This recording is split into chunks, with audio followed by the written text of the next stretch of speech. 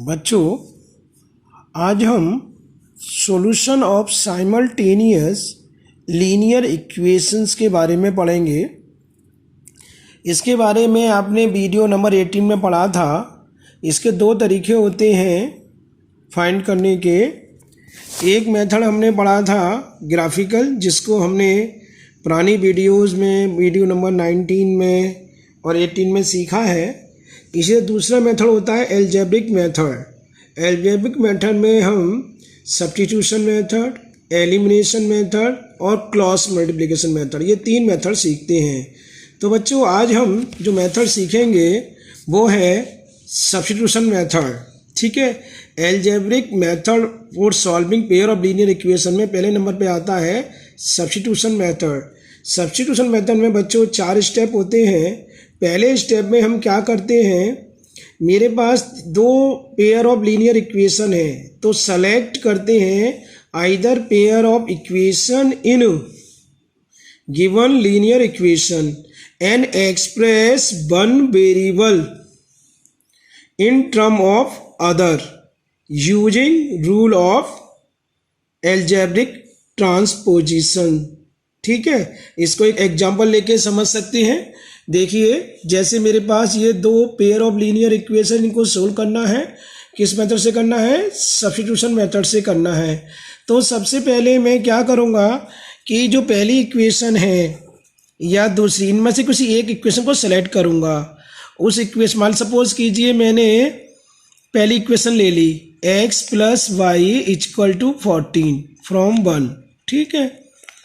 यहाँ से हम क्या करना है, एक फर्स्ट किसी एक वेरिएबल्स को निकालना है।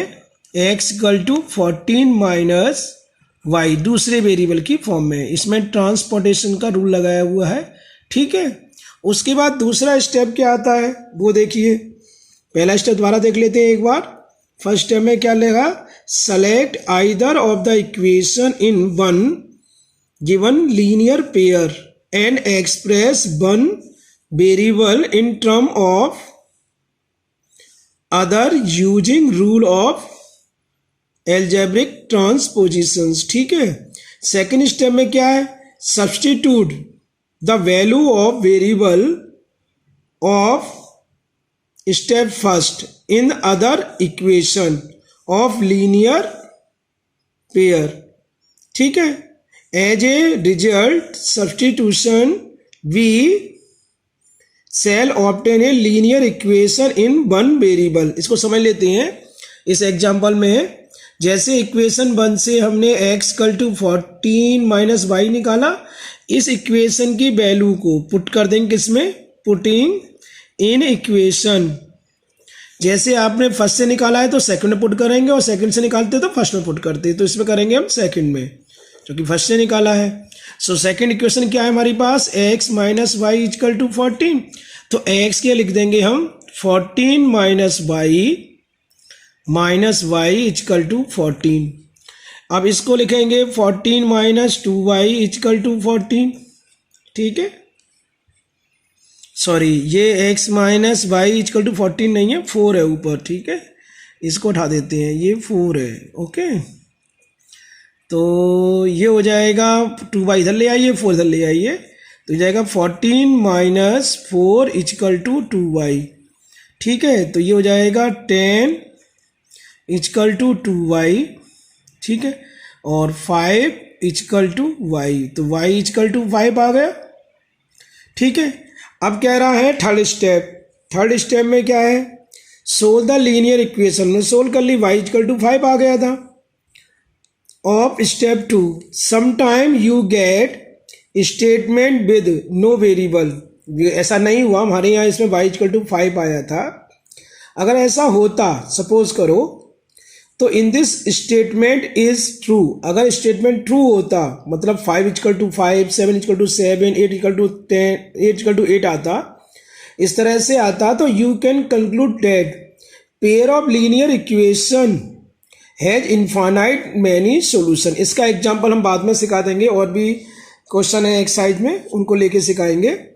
और इफ स्टेटमेंट इज फॉल्स, जैसे 2 = 5 आ गया, 7 = 8 आ गया, -2 = 3 आ गया, ठीक है, पुट करने के बाद।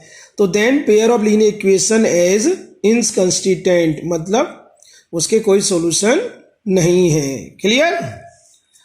अब सपोज कीजिए आंसर आ गया, कुछ ना कुछ सॉल्यूशन आ गया, एक सॉल्यूशन आ ही गया, जैसे y = 5 आ गया। तो अब क्या करेंगे, फोर्थ स्टेप में जो y = 5 आया, तो now substitute the value of variable obtain in step third in result of step first. Step first में जो रिजल्ट आया था उसमें उसकी वैल्यू हम पुट कर देंगे, और इससे हमें दो सॉल्यूशन, हमको दो वैल्यू मिल जाएंगी, x और y। देखो इसमें देख लो, सबसे पहले हमने क्या किया था, ये दो इक्वेशन दे रखी थी, इसमें फॉर्म इक्वेशन 1 से पहले स्टेप को अपनाया, फर्स्ट इक्वेशन हमने चूज कर ली, उससे x की वैल्यू निकाली।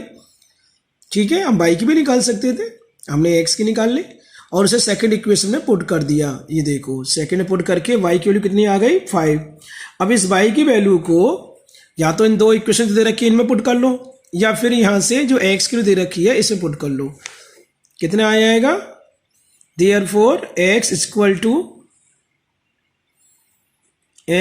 टू आ जाएगा 14 माइनस y था, तो y हमारा 5 आ गया है, तो ये आ जाएगा 9, x की वैल्यू आ गई 9। तो हमारा आंसर कितना आ गया, x = 9, y = 5, ये आंसर आ गया। ठीक है, इसी तरीके से एक और क्वेश्चन हम करते हैं, उसको थोड़ा समझते हैं। ठीक है, तो कैसे करना है देखिए, एक दूसरी इक्वेशन लेते हैं। दूसरी इक्वेशन है मेरे पास 2x + 3y = 9, ये दूसरी पेयर ऑफ लीनियर इक्वेशन है। 4x + 6y = 18, ये इक्वेशन 1 है, ये इक्वेशन 2 है। तो पहली इक्वेशन से या दूसरे से ले सकते हैं, हम पहले से ले लेते हैं।